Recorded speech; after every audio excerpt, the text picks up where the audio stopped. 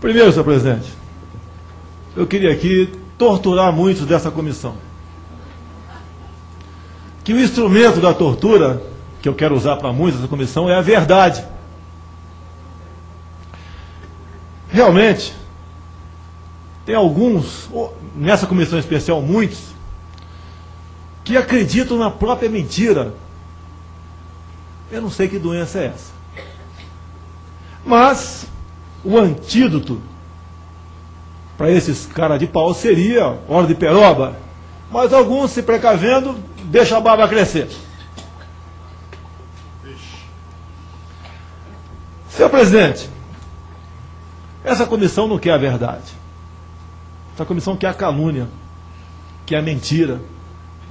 Até porque a sua composição aqui no projeto do Executivo são 7 indicados pelo presidente da República.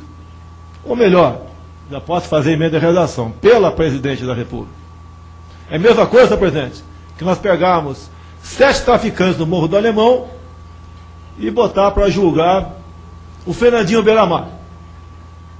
Ele ia ser absolvido, idolatrado e anistiado, pegar uma grana aqui nessa comissão aqui. É uma comissão totalmente parcial. Mais ainda, senhor presidente, nós queremos aqui o projeto que quer apurar, né, circunstâncias de torturas, mortes, desaparecimentos forçados, mas não quer apurar sequestro de autoridades. Vamos tornar mais público, né, o Frank Martins, sequestrador, que inclusive disse que mataria o embaixador americano do teu país. Figura, hein? Que figura, hein? Eu conheço muito papagaio por aí. Oxigenado é o primeiro. PCdoB teve no Araguaia. Pelas nossas contas, 11 foram justiçados lá. Porque eram jovens aliciados de universidades e quando chegavam lá viam que não podiam sair. Pela causa, eram justiçados. Convide o Pedro Albuquerque, a Ana Cristina, vai vir depor aqui, quando ela engravidou e não queria abortar, ia desertar, o Pedro Albuquerque seria justiçado, acabou fugindo junto com ela. Eles foram fazer o que no Araguaia? Inspirados em Mao Tse Tung em 49, inspirados em Fidel, ou melhor, 49, em Fidel Castro de 59, impor uma democracia em nosso país, é exemplo de lá. Subsidiariamente, graças a Deus, os brasileiros aniquilaram a guerrilha do Araguaia. Porque senão, no mínimo, nós teríamos hoje uma FARC no coração do Brasil. Não querem apurar roubos da presidente recém-eleita. Qual o problema? Qual o problema? Roubos para financiar a luta armada. Já que o dinheiro de Fidel Castro apenas não era o suficiente. Fidel Castro injetava dinheiro no Brasil para guerrilheiros para impor uma democracia aqui. Só imbecil para acreditar que Fidel Castro queria uma democracia no nosso país. Não quer apurar, por exemplo, aqui não está previsto, presidente, sequestro de avião. O esposo da Dilma Rousseff sequestrou um avião. Foi para onde? Para um país democrático? Foi para Cuba. Sequestrava e ia para Cuba. Se inspirar no quê? Em democracia? Senhor presidente, eu sei que Vossa Excelência falou que eu acabe meu pronunciamento aqui. Ok? Mas, senhor presidente, não dá para te rebater tudo aqui. O Congresso teve fechado, sim, por alguns meses o regime militar. Agora, na tal da democracia, que hoje nós vivemos, teve fechado por anos, por medida provisória. Hoje está fechado. E peso de ouro, de grana. No regime militar, só não encontra um general, um coronel, um capitão, um sargento, um cabo, que seja remediadamente rico. Hoje em dia, qualquer Barnabé de terceiro escalão está muito bem de vida na democracia que Vossa Excelência tanto defende, Vossas Excelências aqui defendem hoje em dia. Então, senhor presidente, e é para concluir, senhor presidente, oferecer dinheiro para camponeses do Araguaia, para analfabetos, assinar depoimentos que eles não sabem o que é, para contar uma outra história do Araguaia, também não vale aqui.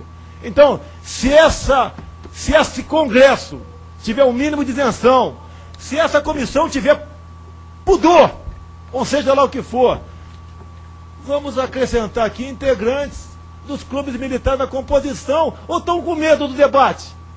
aqueles 7 indicados pelos senhores. E vamos acrescentar aqui, para apurar sequestro de autoridades, de aviões, roubos, execuções, como a execução, por exemplo, do tenente Alberto Mendes Júnior, como o carro-bomba que matou Mário Cosel Filho. E vamos colocar aqui também sequestro, tortura e execução do Celso Daniel. Ou por que isso não vale?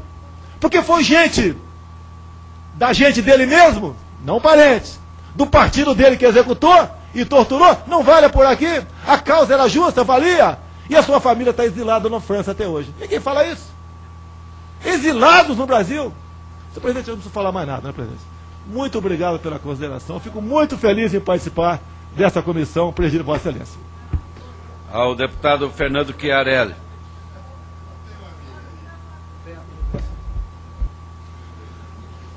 Está na Bíblia que você tem que saber a verdade, que a verdade te libertará. Está também na República de Platão que se o povo não pode ter um comportamento de sanidade se a ele não for mostrada a verdade. E neste país nós tivemos exemplos maiores, muitos por sinais, de gente que até entregou a vida, morrendo às vezes, pela grandeza e pela constituição da nossa nacionalidade.